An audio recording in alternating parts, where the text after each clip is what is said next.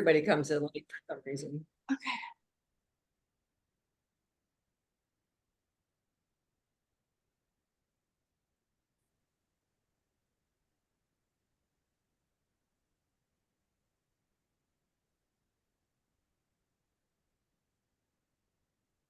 And you're on, Fern. Yes, I know. Shall Yes, we're going to get started, huh? might as well. I think we owe this evening to those two guys interrupting us out there in Atlanta. How dare they? We're gonna let you know about this. For this intimate group who are here, we all know it's Shelley Isaac's hot time with us on a very thought-provoking movie. Shelley, it's a pleasure as always to have you here. And I'm going to turn it right over to you. Okay, thank you, Fern. Well, for the few of you who are here, and I do appreciate you being here for this, and I will, I will skip around in my explanation because this is, as I was telling Fern, this is a complex film, and it's important. I put it on here because it's important to look at films like this, where they come from, how they were produced. Looking at a film like this so beautifully made, and yes, I understand a lot. People have been telling me how disturbing it is, but it's also important to understand. It immerses us in a whole culture. We really, even though we read the headlines and we see it in the paper, we really know little about these people and these places. I mean, this is Africa. And I have to tell you a little, oh, here they come. Look at this. Oh, terrific.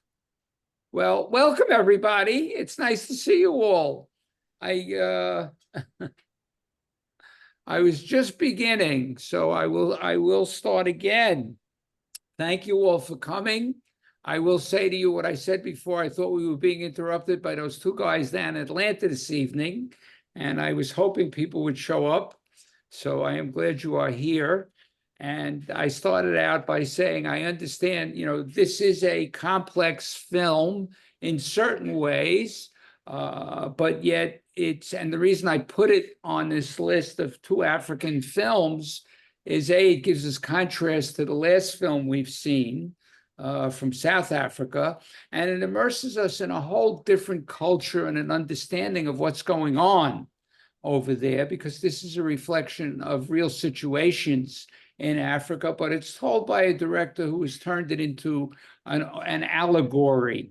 It is, he's using symbolism and creating a story for us to understand this and to understand why it's important to know, because too many people, even in their own countries, turn away from these things. And that's why these things happen. Anyway, the film Timbuktu is from 2014. Although it takes place supposedly in Mali, in Timbuktu, it was shot in Mauritania. I will get more into that later. The director's name is Abdurrahmani Sissoko. He has been around for quite a while. He started making films back in the 90s. Several of his films have opened at the Cannes International Film Festival. They've won awards. He's won many awards for his work. He's known for his artistry behind the camera, his screenplay writing. Two of his films, which I've dealt with in the past. One was called Waiting for Happiness back in 2002, which was the first film that he became known for internationally. A story of a young man returning home to Mali and his mother, and dealing with the conflict between West and Africa, having been to the West. And the second film he made in 2006, entitled Bamako, was a film about putting the World Court on trial in Africa. He shot it, his courtroom was not four walls, but was shot out in the open. And it was a very symbolic film, putting capitalism on trial in a sense, and very interestingly done. but she also won many awards. For this film, for Timbuktu, it was nominated for the Academy Award in 2015. It also won the French Academy Award for Best Film and Best Director. It won an award at the Cannes Film Festival as well as many other awards. And Sissako is known for creating films that explore these complex themes, particularly the relationship between Africa and the West and the challenges faced by contemporary African societies. And he also, as well as a director, he briefly served as cultural advisor to the former Mauritanian head of state, and he actively advocates for peace and social justice throughout the world. In December 2023, this past December, he signed a letter with about 100 other directors wanting to end violence in the Israeli-Palestinian conflict and demanding the release of the hostages. He was very upset by that situation. He based this film on a true event. The event being, and it's a brief sequence in the film, the couple that got stoned. It seemed to come out of nowhere towards the end of the film where they bury them up to their heads in the sand. Well, he witnessed this. He actually witnessed this event back in 2013, and it disturbed him and forced him to make the film. The film itself is a poetic social outcry against the injustice of Islamic fundamentalism in Africa and what it really means to lead a life of faith, which is the underlying, which is the subtext of the film. Timbuktu is a name that conjures up, probably for most of us, of an exotic place, a place that was originally of adventure. It was an important trading post for the Malian Empire. In its golden age, it was a universal center of Islamic learning on the southern edge of the Sahara, which we see in Northwest Africa. The main language there is French, but over 40 African languages are spoken, 12 which are recognized by the government itself.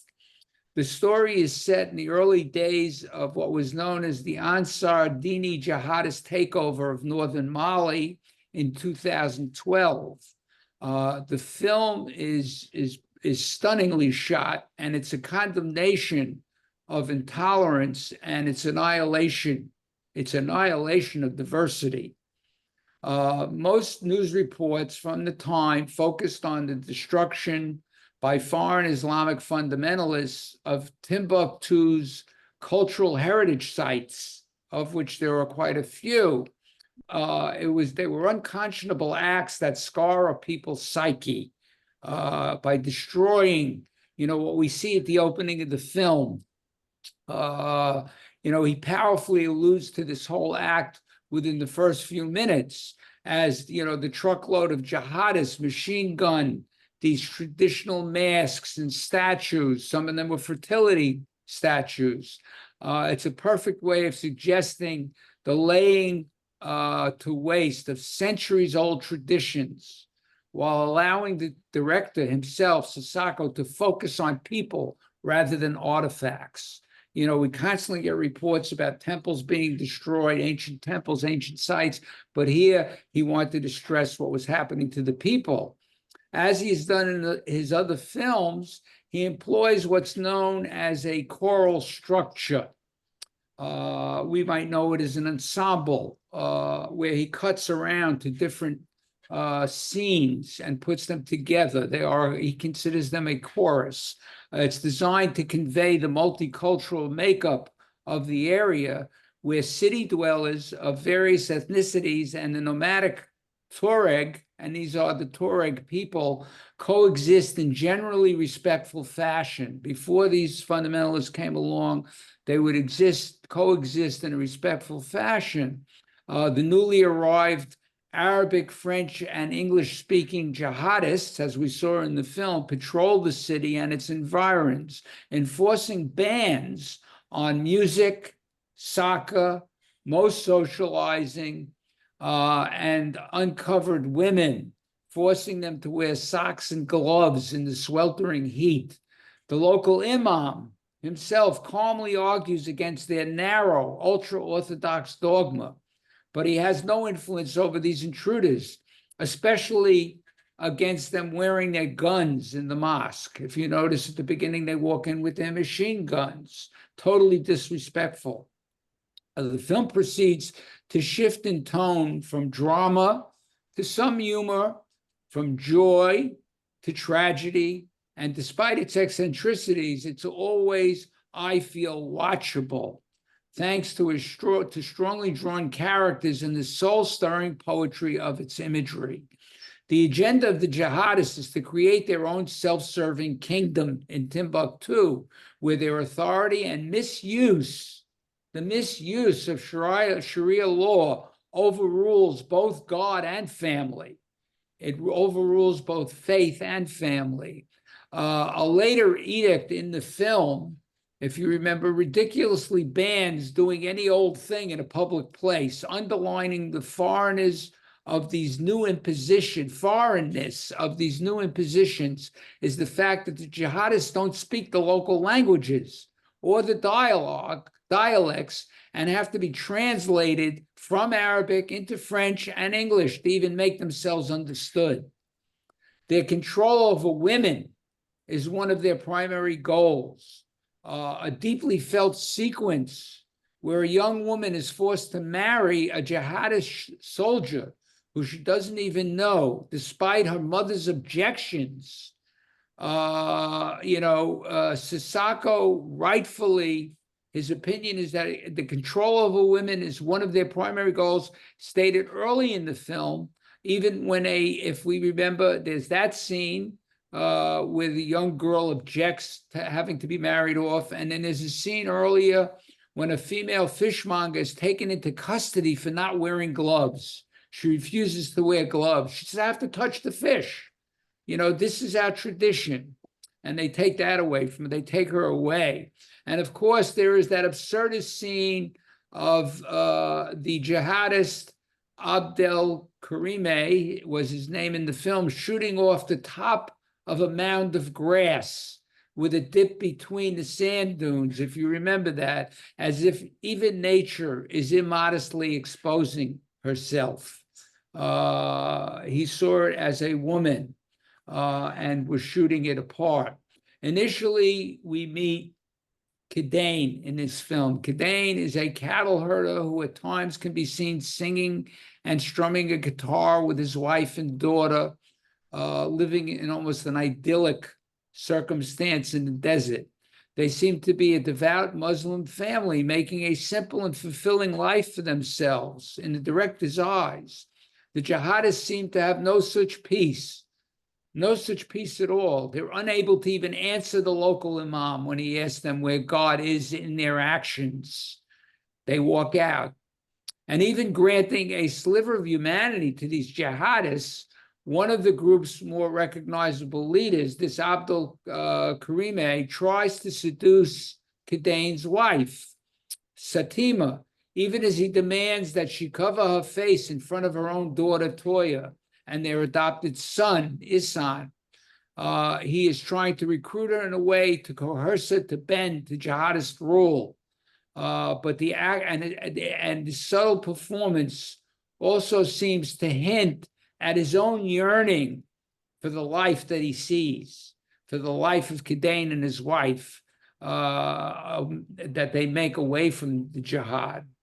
The central drama comes with the death of GPS, an appropriately named cow. Think about that. They call the cow GPS, or at least the director does. It means it's lost its way.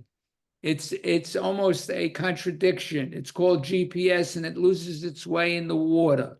And as a result, gets caught up in the nets and dies. As a result, Kidane comes under jihadist judgment in the aftermath of his conflict with the character known as Amadou, the fisherman. The startling climax of that scene when they're fighting out in the open in the water is almost biblical in a way. It could come out of any age. It doesn't look modern. And we see it in widescreen with the sun setting over the hills. And it's given as I said, almost a biblical stage in nature, the way he sets it.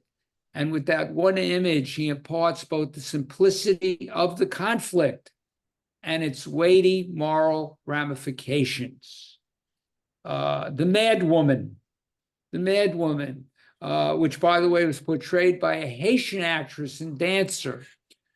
She liquidates the bad guys with a single choice word and a small voodoo doll. If you remember seeing her, she forces one of the soldiers into a surreal dance where he acts like a bird, It's as if her willingness to want to extricate these people from this society.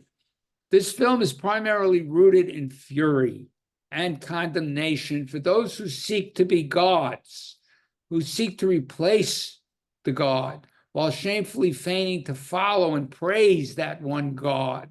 It is such a contradiction and an absurdity. The women's long flowing dresses, they add notes of bright colors to the archaic scene, while cell phones, motorbikes, and trucks remind us what century we're in. I mean, this could take place in any century, but yet we have these cell phones, the trucks, the motorcycles. They remind us of where we are. But the horrors perpetrated by the so-called jihadists are clearly aimed at casting the populace back into the Dark Ages. Such a contradiction. Women are wise, forceful presences. The women sit by, not just silently, they protest. Far too often, they are the victims of these men's headstrong impulsiveness.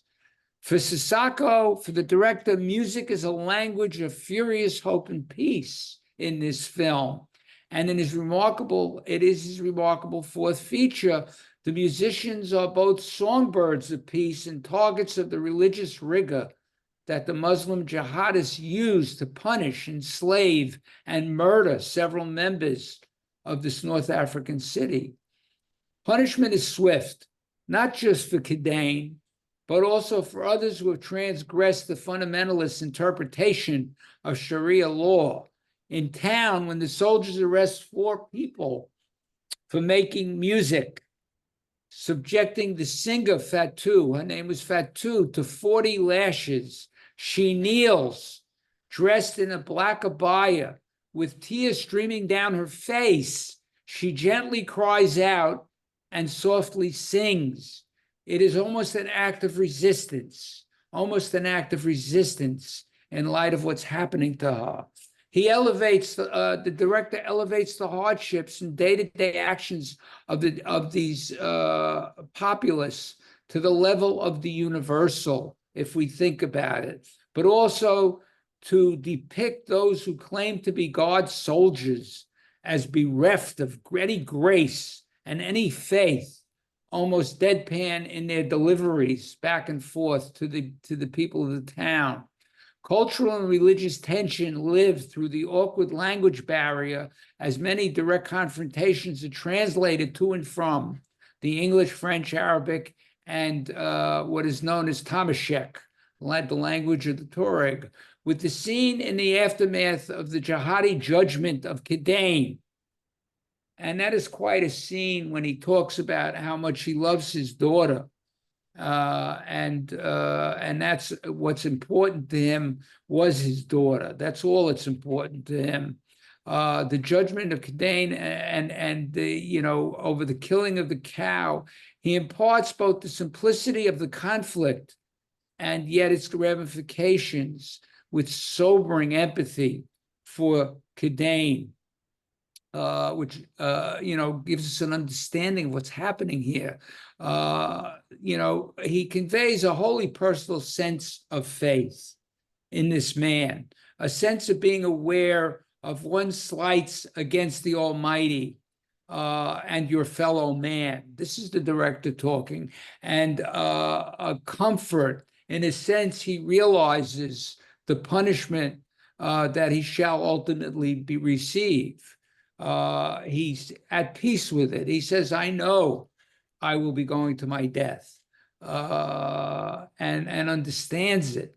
Sasako sees the stoning of the couple towards the end as being outside of any God's will, let alone his God's will, and ultimately nothing more than brutality and murder used to reinforce one's own shallow sense of piety. They say they do it in the name of God, and yet it is anything but. The appearance of the man in green towards the end on the motorcycle, who comes out of nowhere, yet brings the wife to her husband, seems to represent a kind of resistance to the jihadists as he brings Salima to her husband, and then they go after him, the same way they go after the antelope that we saw at the beginning. And as Toya and Isan, the two children, are forced to flee through the desert, Sasako again addresses the question of what will happen to the youth. What will happen to the youth of Africa if they cannot overcome these jihadists? The couple in the film, Salima and Kadain, are not professional actors. They're musicians who he brought into the film. The head of the jihad group is an actor. There is a choreographer who was Asian and lives in Mali, who choreographed some of the scenes.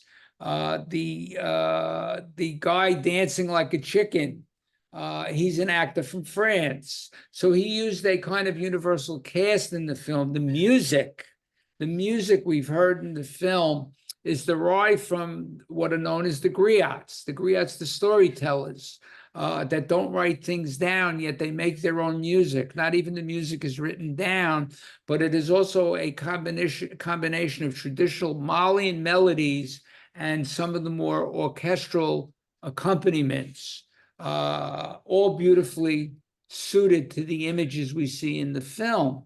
The cinematography uses the colors of the women's clothes, the blues, the colors that they try to take away from them by putting on black,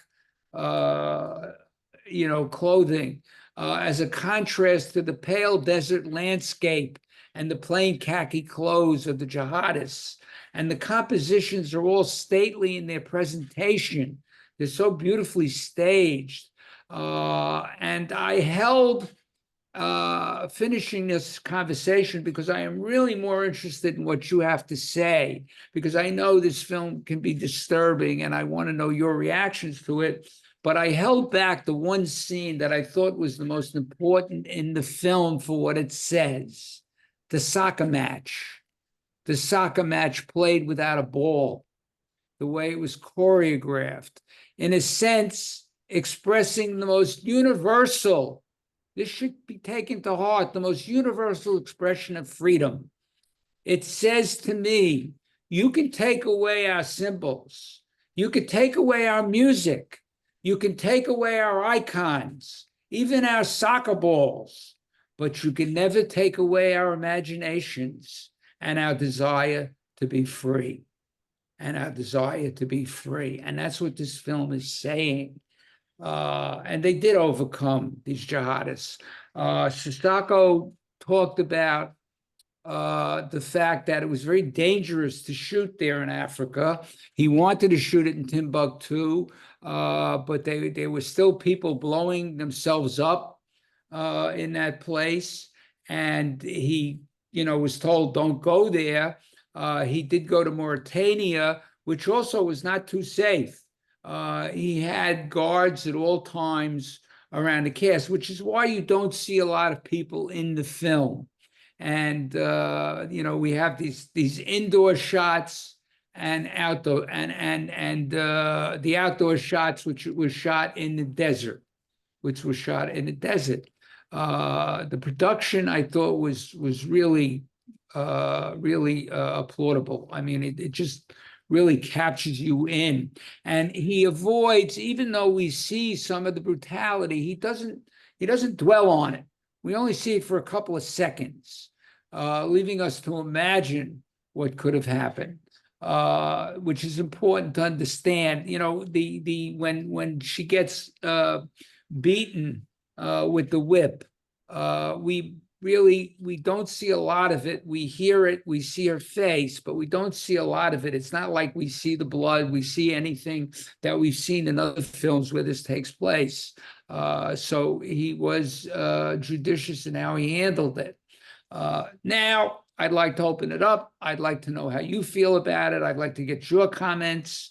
I hope some of you will join the conversation. So who would like to go first? Somebody break the ice, because I know if we break the ice, others will follow. Marilyn Rush. You got to unmute, Marilyn. Okay. There you go. This scene, two scenes. The scene of a young man who was supposed to be expressing that he's never going to want to sing again. And he could not do that. He tried, he kept using the words, but you saw in his eyes, they could not get to him. That was upsetting to them. But the strength of this guy, which is like the soccer game, you know, it's like you can take something away, but he's still left. The other was the antelope, I guess it was the antelope. Yes. But that was very symbolic because I think if I remember correctly, they said that they're shooting around them, they're not aiming to kill them, they're just trying to show their power. Such Yes. cowardice. And that's what they are, they are cowards. So they just want to startle, make you very upset, and weaken you, but they're not really killing you, except when they choose to do that.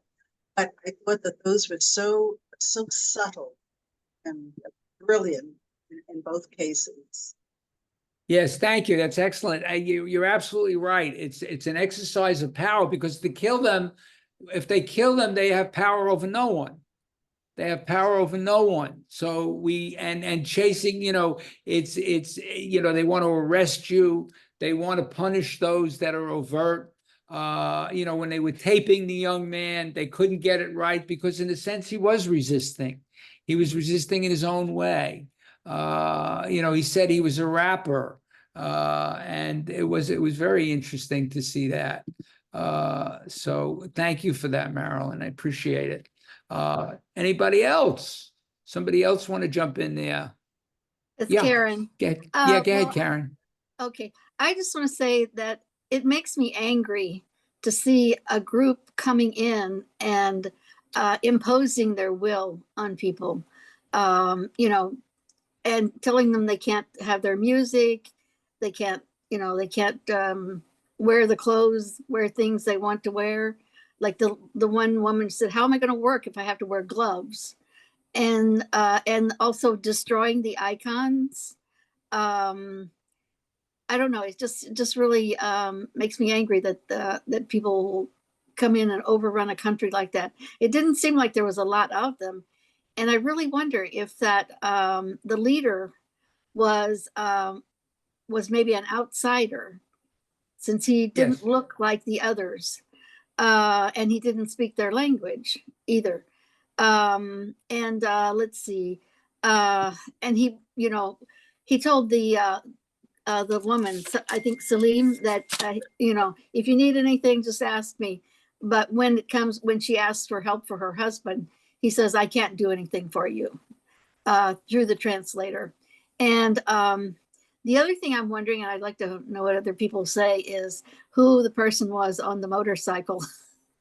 I have an idea that maybe it was the adopted son's father wasn't really dead. But I'm not sure. You know, I just thought maybe somebody else would have an idea on that. Well, I didn't. Yeah, I didn't get. You know, we didn't get a feeling. We got a feeling that perhaps, you know, they adopted him. They took him in, maybe because either he wanted to get away from him, or he did die. We don't know, or he'd left. I mean, this is also a problem You know, he Yeah. could have just left. Right. But you bring up, you bring up resonant points because, you think about what's happening there, and that's to the extreme. Okay, when anybody, and Marilyn was starting to get at, when any group wants to exercise power, and we see it here. We see it here. So, that's another reason we look at these films from a whole other world.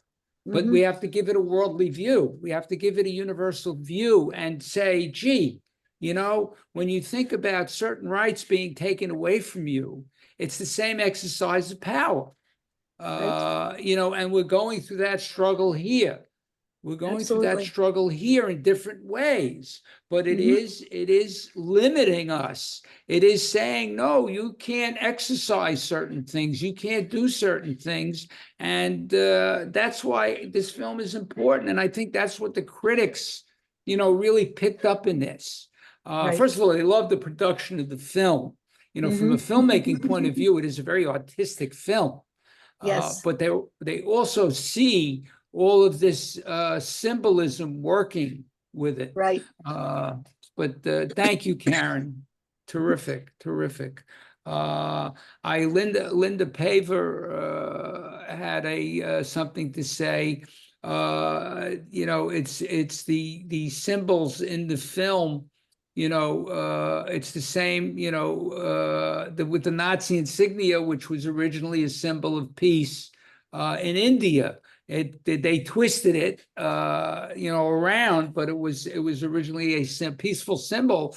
And she said she liked the scene where they were playing ball without the ball. Yes, I did mention that. Thank you, Linda. Also, Alice, you had a interesting comment. She said the word jihad, has a previous definition. Yes, meaning dedication. And she has a friend named whose name was Jihad, who no longer uses his real name in the United States because of its connotation has become so corrupted in many ways. Barbara had her hand up too. Yeah, Barbara Tate, go ahead. I thought it was beautiful. I just, every scene was like a photo, and when they shot the cow, I had to get up and leave the room for a minute. Yeah. I turned it off, understand. and I'm like, okay, give me a minute. It's a movie, but It's disturbing. It is it was disturbing. very disturbing. It was all disturbing. I loved it, by the way. I loved it, but it was tough. It was a tough movie. Exactly. It's meant to be tough, and yet you can't take your eyes away because it engages you. Some of these characters are beautiful people. That little girl, Toya, absolutely beautiful. Her expressions, her feelings. I mean, I love it when she's up on the hill and she's trying to get a signal from the phone. They call her Dad. It's touching. It's touching. I mean, there were so many poetic things going on in the film. When the group of four is in that room and they're playing the music, how they're relating to one another. And you see the guy up on the roof listening, and you think maybe he'll come down and throw down his gun and join them. Instead, I thought it was so funny when he followed the music in an earlier scene, and he calls headquarters and says, they're playing religious music. yeah, You're you're right. Do I arrest them? Yeah, exactly. I mean, this is the confusion among themselves. They had no idea what they're following, let alone what they're doing. So yeah, terrific. Thank you, Barbara. That's great. Jackie. Well, I thought it was beautifully filmed. I thought it was yet again a really tough film, Shelley. It's kind of like, for Yes. heaven's sake. When You they have got- to be challenged. You have to be challenged. but I don't necessarily have to be challenged every day of the month. But anyway, No. I loved the soccer game. I loved how quickly they fell into doing the calisthenics, and it made you wonder just how often they did that, and if the jihadists really fell for that or they just went along with it. I thought that it was very well done, but I do disagree with you on one point when you said that he was very careful about the violence and how long he lingered on it. But quite honestly, I agree with Barbara.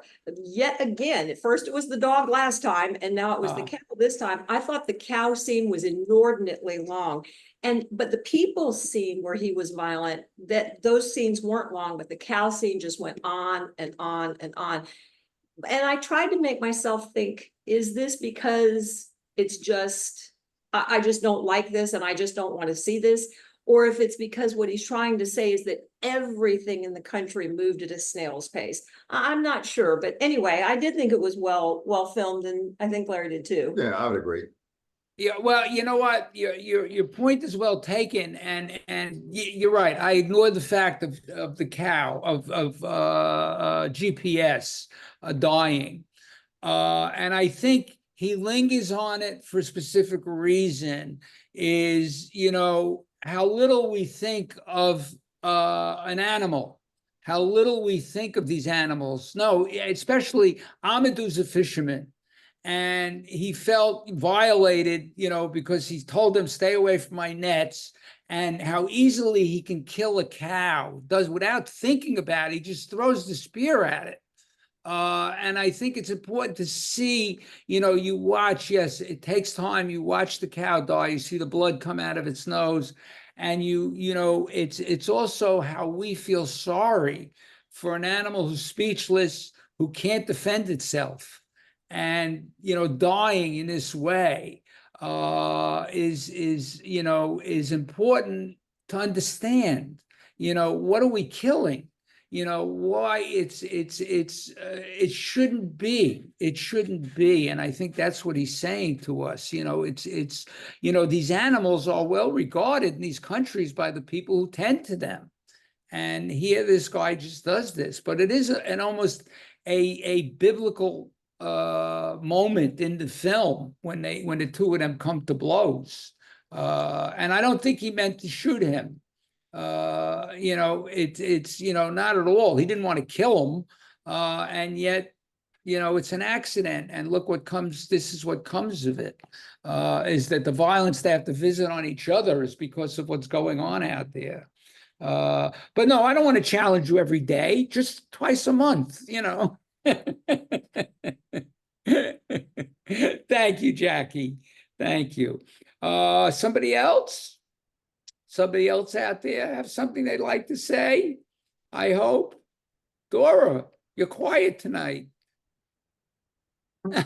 I'd like to know something about the little girl, the little actress. Did anything ever become of it? Did she ever act again? Not that I know of. No, not that I know of. She was wonderful. Yeah, she was terrific. Yeah. Kids are terrific. Kids are wonderful. They're innocent, and they get corrupted as they could in the film. Yeah. Shelley, Yeah. I didn't comment. It was very disturbing for me. I was not in a mood. I was in a bad mood in that it was because I saw all this, how they handle, how they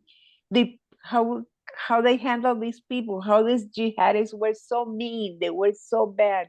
I understand that was the reason for the film, to show how sometimes people can be so mean towards other people.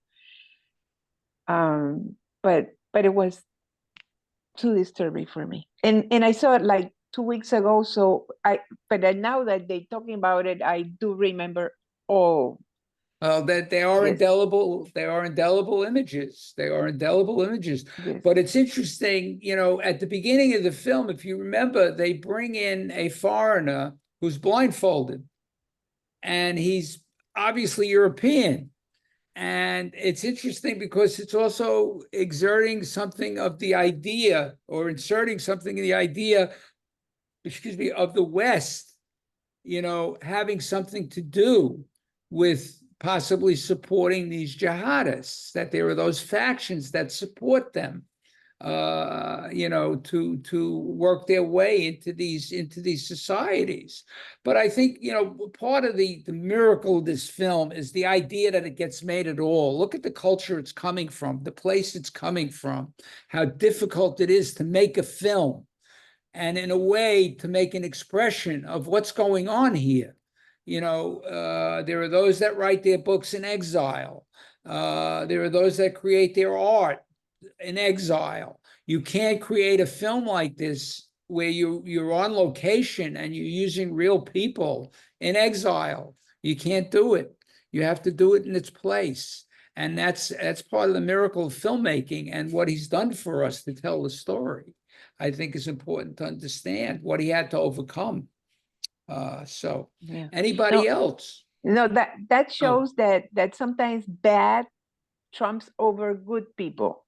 And this is Mhm. what disturbed me more, because this is what is happening today in this world. It's all over the place. These It's all over the jihads place. are happening Yes. in different places of the world. And there's a lot of people supporting them, and it's okay. It's okay if they're Jews that we're killing. It's okay. It Yes. really gets to me. That's It's why. in essence, it's not confined to what we call jihadists. We call jihadists these Arab peoples who are doing this, but that term can be applied anywhere. It's by any group that's doing what they're doing, usurping your religion, usurping your faith, usurping your ideas, your freedom to express yourself. It's happening in many countries around the world. Here, look what's happening in Europe.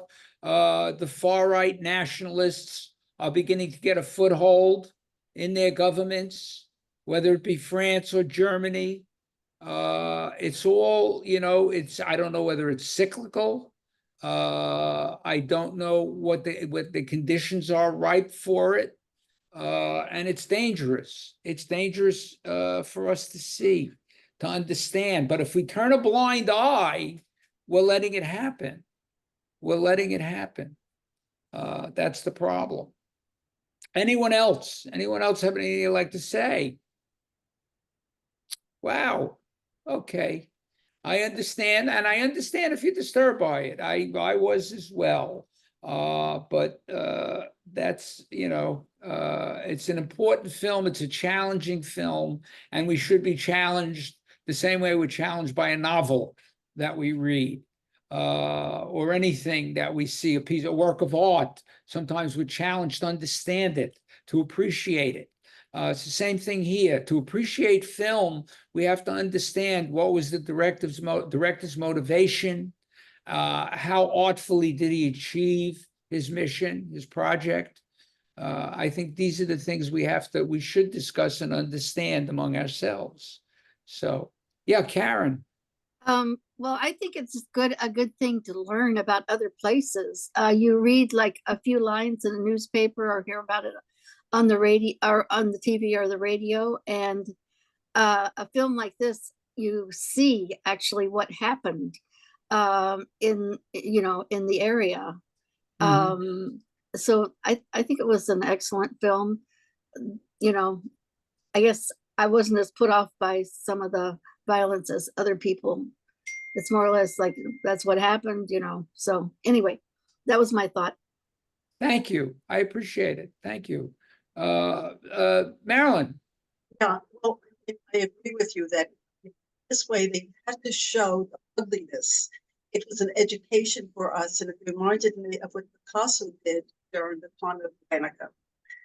And he had received a letter from his mother. His mother told him, because he was not in Spain at the time, and his mother told him about the brutality, the marketplace, and what had happened. And there he decided to do this painting, which is considered one of the greatest anti-war film paintings of all time. So he did it to distress people, not to show how pretty. There was nothing pretty about it. It was terrible. People dying, and so he showed that. That's what I got out of this film, the horror. It's an education for those of us that know about it and saw this. I just wonder those people that can feel that they can support these, if they were to see this film, how would they react? And to me, it was an education. So I Terrific. selecting. Yeah, well, you're absolutely right. It's you know, we look at art in so many different ways. You know, whether it's you know, we look at who was it, Goya, you know, who portrayed what happened in Spain, the tortures, the fighting, and it's considered among the greatest art in the world, but it's distressing. It's distressing when you think about it, because you know, art is the mask of the truth. You know, it's the mask of the truth, and it's done in a way.